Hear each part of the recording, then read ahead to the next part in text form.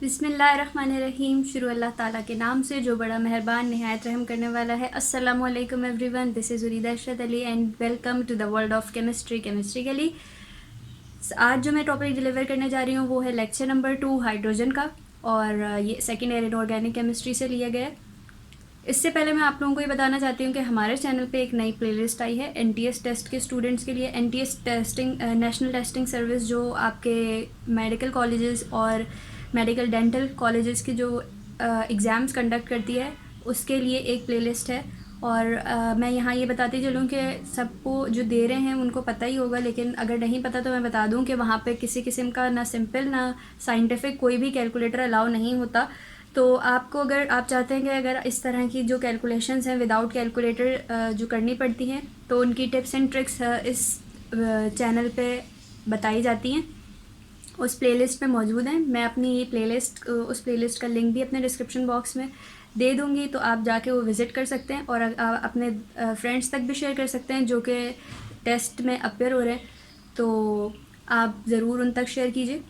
और मैं ये भी बताती चलूँ कि अगर आपको कोई भी किसी भी किस्म की क्वेरीज़ हैं और आप चाहते हैं कि आप अपने सजेशन मुझे दें, तो आप ज़रूर मुझे ईमेल कर सकते हैं, जिसका लिंक इस वक्त आपको नीचे स्क्रीन पर भी आ रहा होगा और इसके अलावा मैं डिस्क्रिप्शन बॉक्स में भी देती हूँ।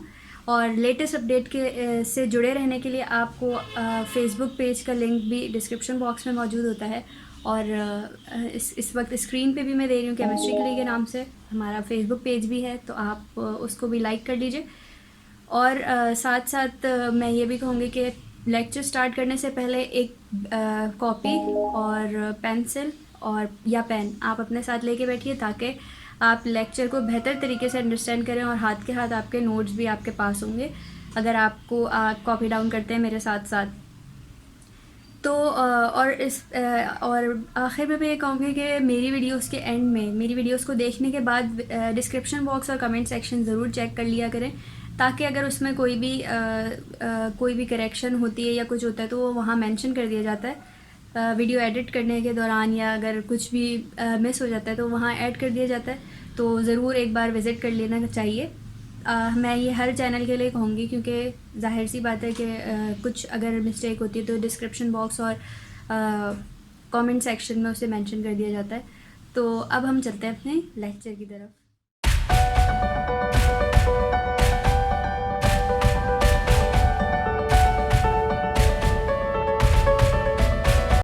जैसे कि आप लोगों ने इंडेक्स देख लिया होगा अभी, तो इंडेक्स में मैंने टॉपिक्स लगा दिए थे आज के जो हम पढ़ने जा रहे हैं। तो सबसे पहले हम पढ़ेंगे आइसोटोप्स के बारे में, और जो सेक्शन है लेकिन इससे पहले मैं थोड़ा सा रिव्यू देना चाहूँगी लेक्चर नंबर 1 का भी, ताकि हमारा माहौल बने और हम आगे कंटिन्यू करें।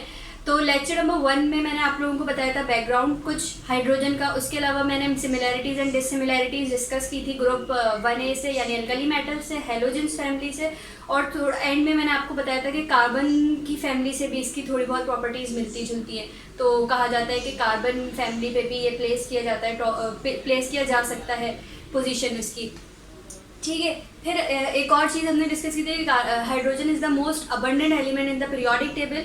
और इसकी एक बात ये भी, इसकी कुछ प्रॉपर्टीज़ में से एक प्रॉपर्टीज़ की ये भी है कि हाइड्रोजन जो एलिमेंट है वो हमारे पास तकरीबन ग्रुप पीरियोडिक टेबल के तमाम एलिमेंट से कंबाइन करने की एबिलिटी रखता है, ठीक है। तो ये कंबाइन हो सकता है तमाम एलिमेंट्स, तकरीबन हर एलिमेंट से पीरियोडिक टेबल के। और इसके अलावा हाइड्रोजन के आइसोटोप्स की अगर हम बात करें, और इसके अलावा मैंने एक प्रॉपर्टी ये भी बताई थी कि हाइड्रोजन जो है वो वाहिद एलिमेंट है जिसके पास न्यूट्रॉन नहीं होते। तो ये एक एलिमेंटल फॉर्म है हाइड्रोजन की, यानी कि जो ऑर्डिनरी हाइड्रोजन है उसके पास उसके पास जो है वो कोई न्यूट्रॉन नहीं होता। बट अगर हम बात करें आइसोटोप्स की, तो आइसोटोप्स की सबसे पहले डेफिनेशन आप लोगों को सबको पता है, लेकिन मैं यहाँ पे और लिख देती हूँ कि आइसोटोप्स जो होते हैं हमारे पास, क्योंकि आइसोटोप्स तो वैसे सबको पता होगी डेफिनेशन, लेकिन अगर हम आइसोटोप्स की डेफिनेशन देखें तो वो जो आइसोटोप्स होते हैं वो हमारे पास उनका एटॉमिक नंबर तो सेम रखते हैं, बट मास नंबर उनका डिफरेंट होता है, ठीक है। Same atomic number but different mass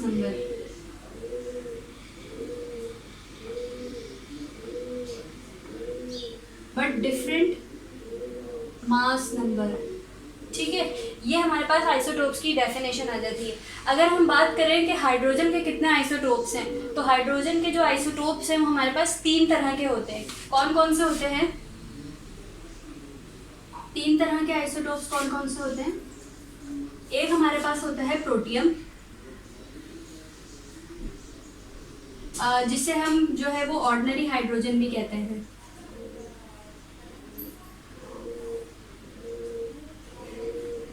ठीक है, एक हमारे पास होता है ड्यूटेरियम, जिसे हम जो है वो हैवी हाइड्रोजन भी कहते हैं, कह सकते हैं या कहा जाता है। ठीक है, हैवी हाइड्रोजन।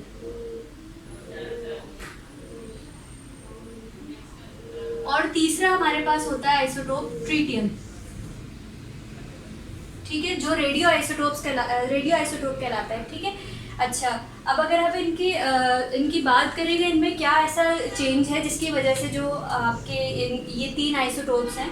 तो अगर हम प्रोटियम की बात करें तो प्रोटियम में जो है वो सिर्फ एक प्रोटॉन होता है और इसके अपोजिट वो एक इलेक्ट्रॉन होता है। ठीक है, एक प्रोटॉन होगा उसमें और एक इलेक्ट्रॉन होगा, नो न्यूट्रॉन। ठीक है, 1 electron and 1 proton but 0 neutron. ठीक है, अगर हम बात करें ड्यूटेरियम की, तो ड्यूटेरियम के अंदर हमारे पास प्रोटॉन तो सेम होता है बट इसमें एक न्यूट्रॉन भी आ जाता है हमारे पास। सही है, तो ये हमारे पास हैवी हाइड्रोजन बन जाता है, यानी कि हैवी आइसोटोप होता है ये। और इसके अंदर अगर हम देखें तो 1 इलेक्ट्रॉन है, 1 प्रोटॉन है और 1 ही हमारे पास न्यूट्रॉन है। क्योंकि ये आइसोटोप है हाइड्रोजन का, तो इसलिए इसके अंदर एक न्यूट्रॉन भी आ जाता है। ठीक है, अगर हम बात करें ट्रीटियम की, तो ट्रीटियम के पास भी देखें कि प्रोटॉन तो एक ही होगा बट न्यूट्रॉन उसके पास जो है वो 2 आ जाएंगे। ठीक है, और एक ही हमारे पास इलेक्ट्रॉन होगा। तो इलेक्ट्रॉन इसमें भी एक ही है, प्रोटॉन भी एक ही है, बट यहाँ पे न्यूट्रॉन जो है वो 2 आ गए हैं। ठीक है, तो इस वजह से ये सबसे ज़्यादा, यानी कि सबसे ख़तरनाक कहना चाहिए। तो ये हमारे पास 2 न्यूट्रॉन जिसमें आ जाते हैं, ये हमारे पास जो आइसोटोप होता है ट्रीटियम, ये सबसे रेडियो आइसोटोप कहलाता है हाइड्रोजन का। और इसकी रिलेटिव अबंडेंस भी बहुत ज़्यादा, मतलब कि ना होने के बराबर होती है, बट ये बहुत ज़्यादा रेडियो एक्टिव होता है, बहुत ख़तरनाक होता है। ठीक है, तो ये हमारे पास 3 तरह के आइसोटोप थे। अब हम थोड़ी सी बातें और डिस्कस करेंगे आइसोटोप के बारे में कि कैसे रिप्रेजेंट किया जाता है इन्हें। अगर हम बात करें,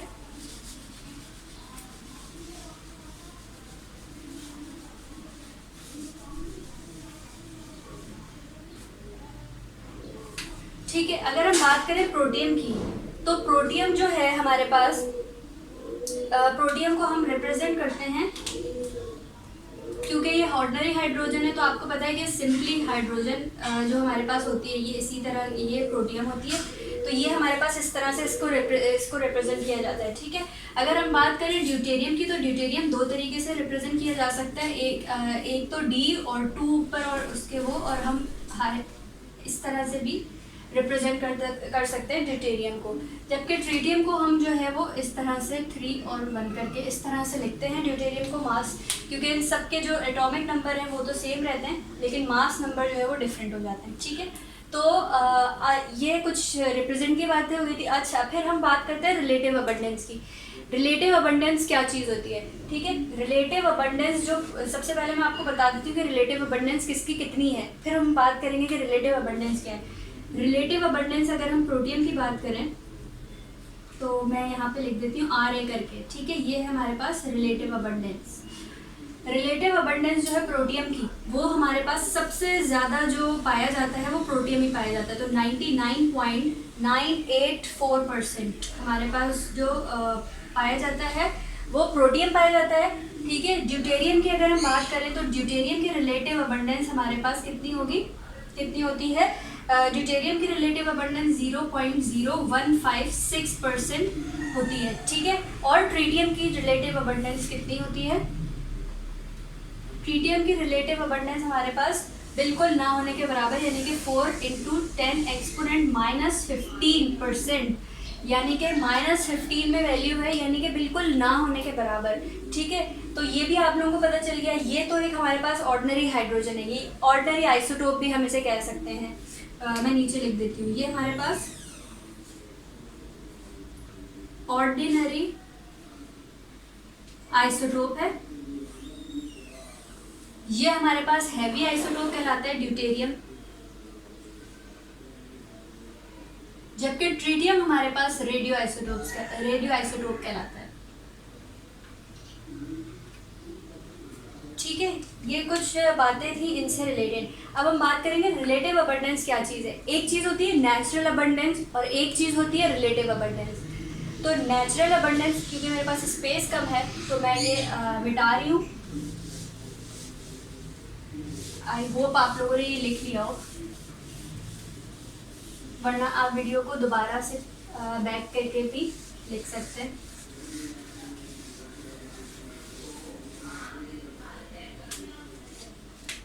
अच्छा, रिलेटिव अबंडेंस एक चीज़ होती है नेचुरल अबंडेंस, ये आपके कोर्स का पार्ट नहीं है, बट ये बहुत से बच्चों को कन्फ्यूजन होती है, तो वो मैं दूर करने के लिए बता रही हूँ सिर्फ। और एक चीज़ होती है आपके पास relative abundance.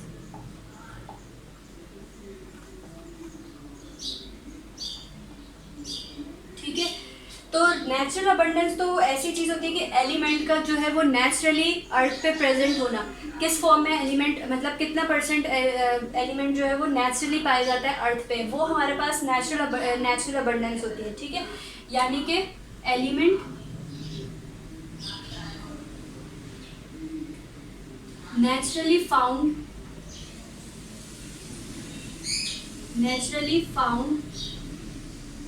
On a planet,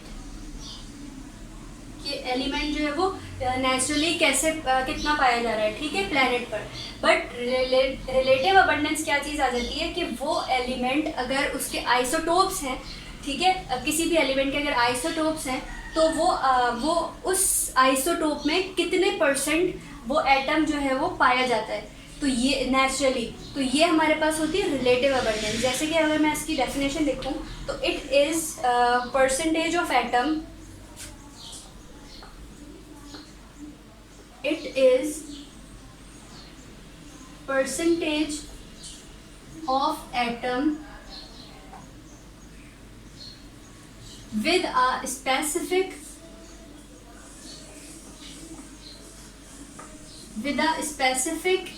atomic masses,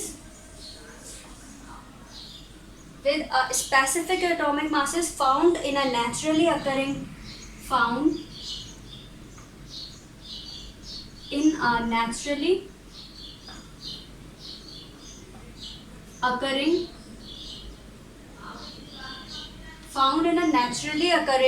sample of an element,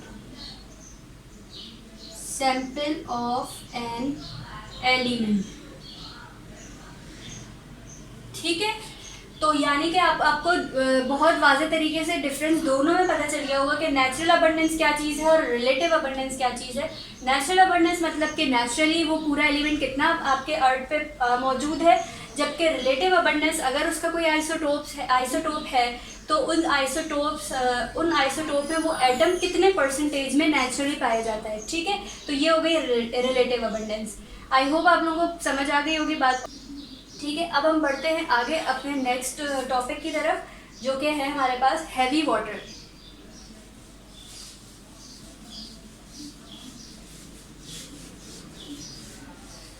जी, तो नेक्स्ट टॉपिक है हमारा व्हाट इज हैवी वाटर, यानी कि हम हैवी वाटर के बारे में पढ़ेंगे। हैवी से आपको पता चल रहा होगा कि यहाँ पे जो हमारे पास हाइड्रोजन है वो ड्यूटेरियम होगा, जब ये हैवी वाटर कहलाता है। ठीक है, तो अगर हम इसकी डेफिनेशन देखें तो इसकी हैवी वाटर की डेफिनेशन है कि the deuterium oxide of hydrogen, यानी कि D2O, the deuterium oxide of hydrogen is called heavy water.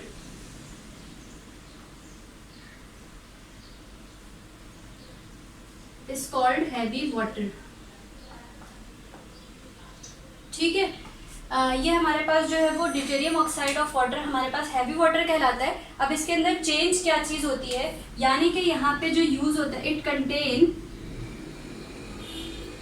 Contains deuterium isotope of hydrogen, deuterium isotope of hydrogen instead of protium. यहाँ पे जो आइसोटोप यूज किया जाता है वो ड्यूटेरियम होता है इंस्टेड ऑफ प्रोटियम, यानी कि ordinary hydrogen, instead of ordinary hydrogen और इंस्टेड ऑफ प्रोटियम H1। ठीक है, तो ये इसमें डिफरेंस होता है। अच्छा, अब वो हमारे पास होता है the atomic mass of deuterium hydroxide, the atomic mass of deuterium hydroxide, deuterium hydroxide is 20 AMU, जबकि जो हमारे पास वाटर का होता है वो हमारे पास क्या होता है 18 AMU। ठीक है, तो इसका जो है वो दो नंबर, इसका जो डबल थोड़ा सा दो उसमें ज़्यादा होता है इसका एटॉमिक मास। ठीक है, अच्छा, अगर हम बात करें कि ड्यूटेरियम हाइड्रोक्साइड जो होता है वो हैवी वाटर क्यों कहलाता है, तो जबकि ये जो रेगुलर वाटर होता है हमारा, ऑर्डिनरी वाटर जिसे हम कहते हैं, वो हमारे पास दिखने में और टेस्ट में दोनों सेम होते हैं। पर एक साइंटिस्ट है स्वाइपिंग, उनकी रिसर्च के मुताबिक ये कहा जाता है कि अगर ड्यूटेरियम और हाइड्रोक्साइड अगर वाटर हम उसका पीने में, अगर किसी ने पूछा कि पीने में कैसा होता है, तो उन्होंने कहा कि अगर कोई भी नॉर्मल ह्यूमन बीइंग जो है ना वो 5 टेबल स्पून से ज़्यादा इन ड्यूटेरियम हाइड्रोक्साइड नहीं पी सकता, यानी कि फिर उसके लिए हार्मलेस हो जाएगा, वो हार्मफुल हो जाएगा। ठीक है, तो इसलिए ड्यूटेरियम हाइड्रोक्साइड वैसे दिखने में, मैं आपको स्क्रीन पे इस वक्त एक पिक्चर भी आ रही होगी जिसमें आपको पता चल रहा होगा। अच्छा, अब एक रीज़न हमारे पास पूछा जाता है अक्सर कि why deuterium hydroxide is heavier than ordinary water, या why heavy water is heavy than ordinary water. ठीक है, तो ये रीज़न हमारे पास आता है कि why it is heavier than ordinary water. मैं रीज़न लिखती हूँ, फिर इसका आंसर आप लोगों को बताऊँगी। वैसे आप लोगों को खुद भी समझ आ गया होगा कि why it is heavier than ordinary water,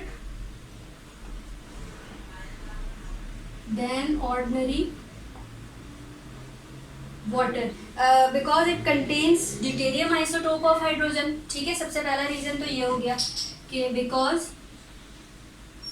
it contain deuterium hydroxide of water या deuterium isotope of water, deuterium isotope of hydrogen which is approximately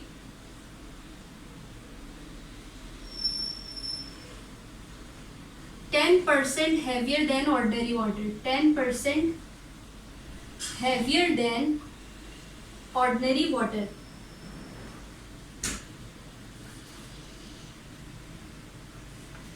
सही। तो अच्छा, मैं आप लोगों को ये क्या कहते हैं, ये रीज़न हमारे पास अक्सर आता है कि why is heavier than ordinary water. ठीक है, ये एग्जाम में आ सकता है हमारे पास, तो मैंने इसका आंसर आपको बता दिया कि because it contains deuterium isotope of hydrogen which is approximately 10% heavier than ordinary water. ठीक है, तो हमारे पास जो है वो ड्यूटेरियम हाइड्रोक्साइड इसलिए जो है 10% हैवियर होता है ऑर्डिनरी वाटर से।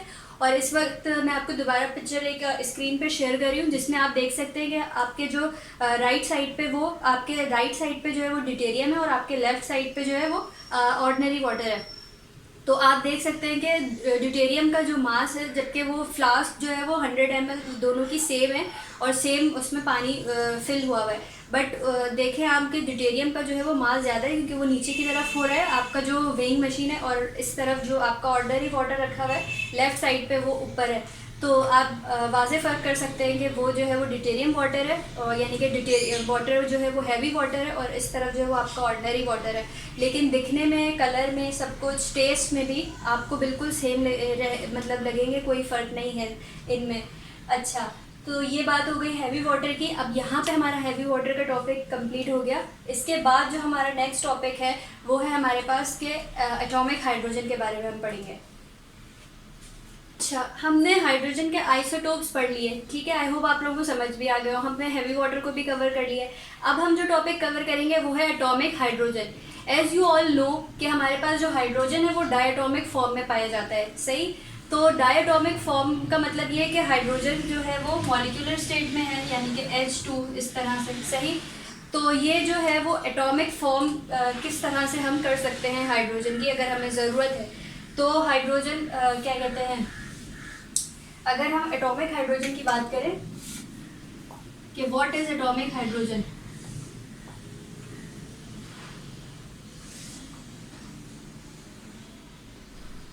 व्हाट इज एटॉमिक हाइड्रोजन, तो हमारे पास होगा कि द प्रोडक्ट ऑब्टेन्ड, ये इसकी एटॉमिक हाइड्रोजन की डेफिनेशन है, the product obtained by providing dissociation energy और बाय प्रोवाइडिंग डिसोसिएशन एनर्जी, या हम ये लिख सकते हैं कि the product obtained as a result of dissociation of hydrogen molecule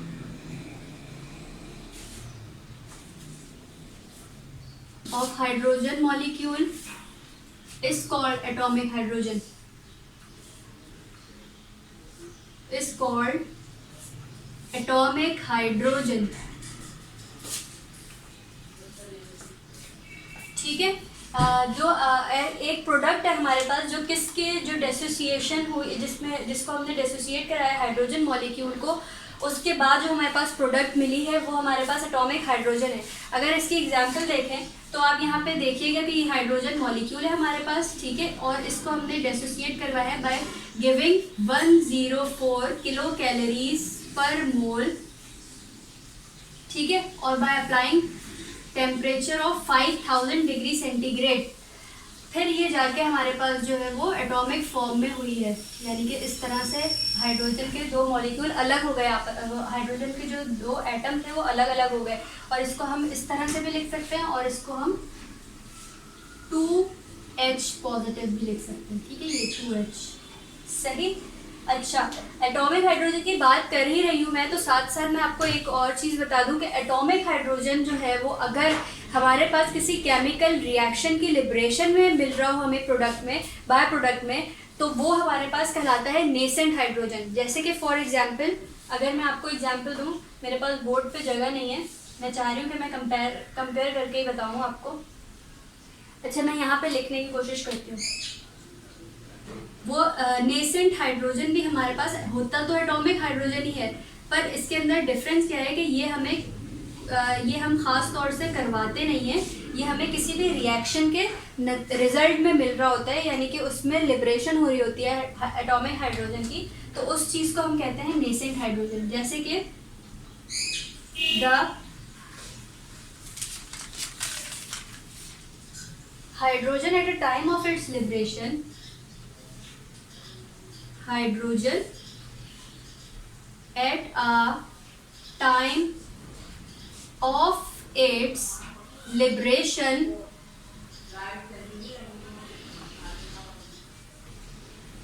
ठीक है, hydrogen at a time of its liberation during chemical reaction is in atomic form. तो ये हमारे पास जो होगा इस तरह का जो भी वो होगा वो हमारे पास नेसेंट हाइड्रोजन होगा, जो कि होगा तो एटॉमिक, बट किसी भी रिएक्शन का बाय प्रोडक्ट में हमें मिला होगा, किसी भी केमिकल रिएक्शन के। जैसे कि अगर हम एक एग्जांपल देखें तो ये देखिए Zn प्लस जिंक का हमने रिएक्शन करवाया 2HCl, यानी कि हाइड्रोजन क्लोराइड के साथ, और हमारे पास प्रोडक्ट में आया ZnCl2 zinc chloride plus 2 hydrogen in atomic form, ठीक है। तो ये दोनों हमारे पास देखें, एक ये प्रोडक्ट है जिसको हमने खास तौर से एनर्जी देके हाइड्रोजन मॉलिक्यूल को तोड़वाया है, ठीक है, डेसोसिएट किया है, यानी कि डेसोसिएशन एनर्जी, इसने एनर्जी ली है, उसके बाद ये जाके ब्रेक हुआ है एटॉमिक फॉर्म में। और एक ये हमारे पास रिएक्शन हुआ है जिसके बाय प्रोडक्ट में हमें हाइड्रोजन मिला है। तो ये जो बाय प्रोडक्ट में मिला है वो हमारे पास नेसेंट हाइड्रोजन है, और जबकि ये जो इस तरह हमने तोड़ा है मॉलिक्यूल से इस तरह से तोड़ के हमें बनाया वो हमारे पास एटॉमिक हाइड्रोजन है। अब ये दोनों ही तरह के जो हाइड्रोजन हैं, यानी कि नेसेंट हाइड्रोजन भी और एटॉमिक हाइड्रोजन भी, ये दोनों ही जो है वो हाईली रिएक्टिव और हाईली अनस्टेबल होते हैं। और ये ऑर्डिनरी हाइड्रोजन मॉलिक्यूल के मुकाबले में यानी कि हम कहें अगर कि मॉलिक्यूलर हाइड्रोजन के मुकाबले में जो है वो बहुत ज़्यादा हाईली रिएक्टिव होते हैं ये दोनों। तो अक्सर हमारे पास एक रीज़न ये भी आ जाता है इनसे रिलेटेड कि वाई हाइड्रोजन या वाई एटॉमिक हाइड्रोजन और nascent hydrogen is more reactive than molecular hydrogen. तो उसका रीज़न यही है हमारे पास कि ये हाईली अनस्टेबल होते हैं, क्योंकि मॉलिक्यूलर हाइड्रोजन को तो आपको सबसे पहले एनर्जी दे के तोड़ना पड़ता है, ब्रेक करना पड़ता है, फिर जाके आप उसको किसी और चीज़ से रिएक्ट करवा सकते हैं। जबकि ये जो है वो एटॉमिक फॉर्म में ही होंगे तो ये हाईली रिएक्टिव होते हैं। अच्छा, तो अब हम बात करते हैं एटॉमिक हाइड्रोजन की प्रिपरेशन की। ठीक है, तो एटॉमिक हाइड्रोजन की प्रिपरेशन के लिए मैं सबसे पहले आपको एक चीज़ बताऊंगी कि हमारे पास जो एटॉमिक हाइड्रोजन जो प्रिपेयर की है वो हमारे पास एक लैंग्वेज यानी कि अमेरिकन केमिस्ट थे जिन्होंने 1912 आई गेस उसमें उसी पीरियड में इन्होंने अपनी एक एटॉमिक हाइड्रोजन की स्टडीज़ में एटॉमिक हाइड्रोजन के कोर्स में ये बताया था कि इन्होंने किस तरह से प्रिपेयर की थी एटॉमिक हाइड्रोजन को। जब सबसे पहले जिसने की थी प्रिपरेशन ऑफ एटॉमिक हाइड्रोजन। ठीक है, अगर हम इसकी प्रिपरेशन की बात करें तो हमारे पास सबसे पहले अमेरिकन केमिस्ट थे जिनका नाम था लैंगमुइर, जिन्होंने 1912 में क्या कहते हैं ये मेथड डिस्कवर किया था। तो ये वो क्या मेथड था, इन्होंने क्या किया था कि इन्होंने इलेक्ट्रिक करंट को पास कराया था इन the presence of tungsten wire. ठीक है, अंडर रिड्यूस प्रेशर, यानी कि बहुत प्रेशर लो था और इन्होंने इलेक्ट्रिक करंट को पास कराया था मॉलिक्यूलर हाइड्रोजन से। तो हाइड्रोजन जाके जो है वो ब्रेक हो गया था एटॉमिक हाइड्रोजन में, यानी कि मॉलिक्यूलर हाइड्रोजन ब्रेक हो गया था। इन्होंने क्या किया था, इन्होंने करंट पास कराया था, इलेक्ट्रिक करंट और इन the presence of tungsten wire. ठीक है, अंडर रिड्यूस प्रेशर, और प्रेशर कितना था 0.1 mm, 0.1 mm प्रेशर था इसका। और ये रिड्यूस होके ये जो है वो एटॉमिक हाइड्रोजन में ब्रेक हो गया था इस तरीके से। ठीक है, अब एक तो ये वाली प्रिपरेशन जो इन्होंने लैंगमुइर ने दी थी, एक हम थर्मल डिसोसिएशन के ज़रिए भी, यानी कि हम हाइड्रोजन पे एनर्जी दे के कितनी +104 किलो कैलोरीज पर मोल इसकी एनर्जी देते हैं। ठीक है, और टेम्परेचर कितना होता है इसका 5000 डिग्री सेंटीग्रेड। इस पे भी हम ब्रेक करवा सकते हैं मॉलिक्यूलर हाइड्रोजन को। तो ये दो तरीके से इनकी प्रिपरेशन हो सकती है। ठीक है, या तो हम इसको एनर्जी दें थर्मल डिसोसिएशन के ज़रिए, या फिर जो है लैंगमुइर का जो प्रिपरेशन लैंगमुइर ने की थी कि under reduce pressure and in the presence of tungsten wire he pass electric current into molecular hydrogen and then it become atomic hydrogen. ठीक है, तो अब ये दो चीज़ें, इन दो तरीके से इसकी प्रिपरेशन हमने पढ़ ली। अब हम बात करते हैं एटॉमिक हाइड्रोजन की प्रॉपर्टीज़ के बारे में। अच्छा जी, तो अब हम बात कर रहे हैं एटॉमिक हाइड्रोजन की क्या क्या प्रॉपर्टीज़ थी। तो प्रॉपर्टी में सबसे पहली प्रॉपर्टी तो ये थी कि it is highly reactive and highly unstable. Atomic hydrogen it is highly unstable and highly reactive. ठीक है, ये तो बहुत ऑब्वियस बात है कि जो चीज़ हमारे पास हाईली अनस्टेबल होगी वो हाईली रिएक्टिव भी डेफिनेटली होगी। ठीक है, उसकी वजह यह है कि हर चीज़ जो है वो स्टेबल होना चाहती है, हर एलिमेंट स्टेबल होना चाहता है, तो वो कोशिश करता है कि वो अपने आप को जल्द से जल्द स्टेबल कर ले। तो एटॉमिक हाइड्रोजन जो कि वैसे ही जो है वो कभी क्योंकि हाइड्रोजन डायटॉमिक स्टेट में ही रहता है, तो वो जब अलग हो गया, वो सिंगल एटम की फॉर्म में आ गया है, तो वो कोशिश करेगा वो कि वो जल्द से जल्द अपने आप को रिएक्ट करवा ले किसी के भी साथ। तो ठीक है, और दूसरी प्रॉपर्टीज़ की ये है कि it is a very strong reducing agent, क्योंकि हाईली रिएक्टिव है तो ये रिड्यूसिंग एजेंट बहुत अच्छा है। एक तो लाइट भी होता है। It is very strong reducing agent, very strong reducing agent and it combine with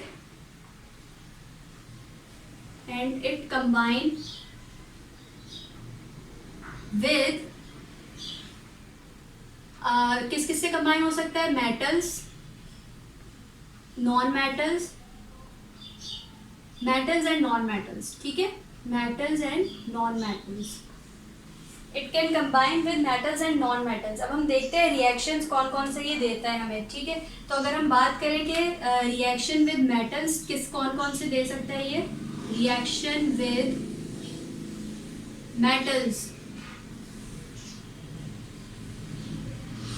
तो आप देखिएगा कि ये मेटल्स हमारे पास क्या होते हैं, जैसे कि हमारे पास सोडियम मेटल है, तो सोडियम के साथ ये हमारे पास कंबाइन हुआ तो ये हमारे पास फॉर्म कर लेगा NaH एटॉमिक फॉर्म में, ठीक है। इसके अलावा कैल्शियम के साथ अगर देखें तो कैल्शियम हमारे पास इससे कंबाइन होता है, यानी कि कैल्शियम के पास ये कैल्शियम से कंबाइन होता है, ये बनाई है इसने sodium hydride, sodium hydride form हुआ है यहाँ पे, और यहाँ पे क्या फॉर्म होगा, कैल्शियम हाइड्राइड, यानी कि CaH2, कैल्शियम हाइड्राइड, ठीक है। ये दो तरीके की हाइड्राइड फॉर्म इसने कर ली कि मेटल्स के साथ, और भी मेटल्स के साथ कंबाइन होता है, लेकिन दो एग्जांपल्स इनफ है, ठीक है। अब हम बात करें अगर रिएक्शन विद नॉन मेटल्स के साथ, ठीक है, रिएक्शन विद नॉन मेटल्स, तो इसमें आप देखें कि हमारे पास नॉन मेटल्स कौन कौन सा आ गया। जैसे हम फॉस्फोरस की एग्जांपल ले लेते हैं अगर, तो फॉस्फोरस यानी कि ग्रुप 5A का मेंबर है ये, ठीक है, +3 हाइड्रोजन, क्योंकि इसकी जो फॉस्फोरस की जो वो है क्या कहते हैं, इसको चाहिए 3 हाइड्रोजन होते हैं, क्योंकि 5 इसके आउटर मोस्ट शेल में होते ही हैं, तो 3 हाइड्रोजन से ये कंबाइन होगा और ये हमारे पास फॉर्म कर लेगा फॉस्फीन, यानी कि PH3 फॉस्फीन, ठीक है।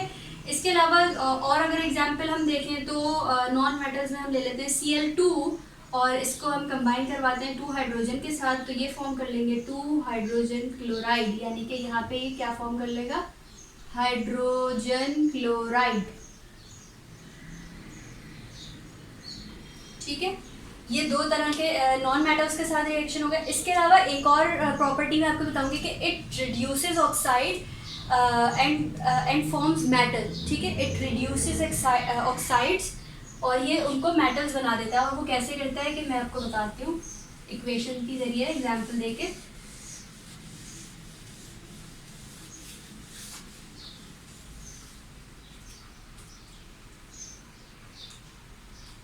ये ऑक्साइड को करता है reduce, it reduces oxides into metals, ठीक है। इसकी एग्जांपल हम देखते हैं, तो देखिए जैसे कि हमारे पास जो है वो कॉपर ऑक्साइड है, ये कॉपर ऑक्साइड है, इसके साथ हाइड्रोजन अगर रिएक्ट कराएगा यानी कि हाइड्रोजन मॉलिक्यूलर स्टेट में, तो ये फॉर्म कर लेगा मेटल, ये प्योर कॉपर आपके पास मेटल में आ गया, ठीक है, क्योंकि ऑक्साइड रिमूव हो गई इससे और इसने बना लिया यहाँ पे H2O वाटर, ठीक है।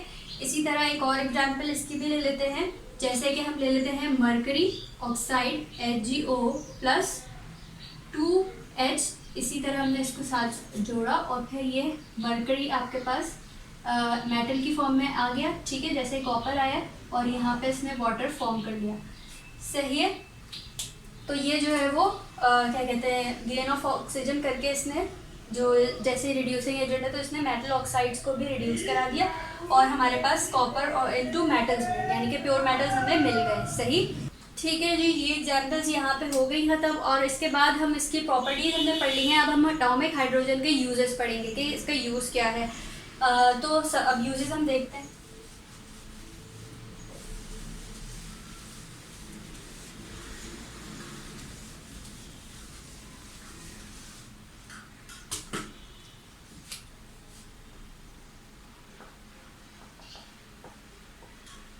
यूजेस क्या अगर हम बात करें तो एटॉमिक हाइड्रोजन का जो मेन यूज़ है, क्योंकि हाइड्रोजन जो है वो एक सोर्स ऑफ एनर्जी है। हाइड्रोजन जो है वो अगर हम सन की भी बात करें तो सन में भी हाइड्रोजन इतना ज़्यादा वो इतनी ज़्यादा इसकी परसेंटेज होती है कि वो सन में एनर्जी फॉर्म करता है। वो एनर्जी हमें अर्थ तक मिल रही होती है हीलियम की शक्ल में, हीलियम में कन्वर्ट होके, ठीक है। तो ये जो इसका यूज़ है, तो इसका यूज़ एक ये है कि हाइड्रोजन जो है वो वेल्डिंग के पर्पस में यूज़ होता है, एटॉमिक हाइड्रोजन जो होता है। तो इसका यूज़ हम देख लेते हैं कि ये क्या करता है।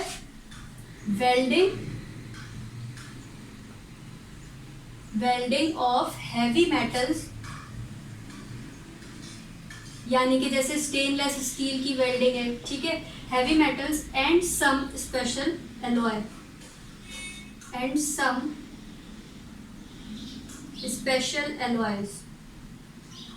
ठीक है। तो ये जो है वो वेल्डिंग के पर्पस में यूज़ होता है, और जो कुछ स्पेशल एलॉय है उनकी भी वेल्डिंग के लिए ये इस्तेमाल किया जाता है, एटॉमिक हाइड्रोजन। तो आज जो मेरा टॉपिक है section A, hydrogen and it's isotopes, वो लेक्चर 2 के साथ यहाँ पे ख़त्म हुआ। अब जो मेरा नेक्स्ट लेक्चर आएगा वो इंशाल्लाह होगा हाइड्रोजन एंड इट्स हाइड्राइड्स को कवर करेगा, वो सेक्शन बी पार्ट पे। उस पर हम तमाम तरह के हाइड्राइड्स पढ़ेंगे, इंडस्ट्रियल प्रिपरेशन भी पढ़ेंगे हाइड्रोजन की, और इसके साथ फिर हमारे शायद उसके भी 2 से 3 लेक्चर होंगे, और वो इसमें फिर वो भी ख़त्म हो जाएगा। और इस तरह हमारा ये टॉपिक, ये छोटा सा चैप्टर था हाइड्रोजन, मुझे उम्मीद है कि मैंने बहुत सारी इन्फॉर्मेशन के साथ इस चैप्टर को कम्प्लीट कराया हो। तो अब मैं आपको नेक्स्ट टॉपिक में इंशाल्लाह मिलूँगी, इसके ही कंटिन्यूएशन में, हाइड्रोजन एंड इट्स हाइड्राइड्स के साथ, ठीक है। टिल देन मुझे दुआओं में याद रखिएगा, और आप भी पढ़ते रहिए और अपना बहुत ख्याल रखिए। अल्लाह हाफिज़।